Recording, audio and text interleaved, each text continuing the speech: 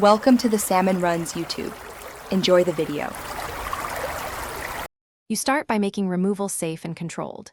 Turn off power to nearby fixtures and clear the counter because glass fragments and dust travel. Put on gloves and safety glasses and use painter's tape over the mirror edge to protect drywall. Next, score the silicone or adhesive seam with a sharp utility knife. Slice gently at a shallow angle to avoid gouging the wall. Once the seam is separated, insert a 1/2 putty blade to begin loosening the bond. You now stabilize the mirror and keep control.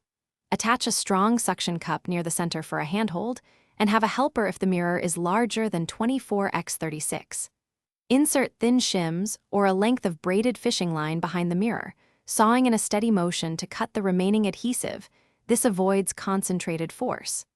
Once you see the bond give, gently pry with a putty knife at alternating points. Make sure to relieve pressure evenly so the glass doesn't crack. You finish by safely removing and assessing damage. Lift the mirror straight off the wall and place it on a padded, upright surface to prevent warping or chipping. Inspect the wall.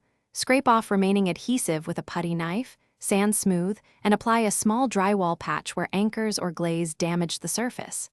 If the mirror resists, apply a solvent-based adhesive remover or low heat from a heat gun. Use short bursts, then repeat cutting. This is the key troubleshooting step to avoid force. Thanks for watching. Consider subscribing if we helped you.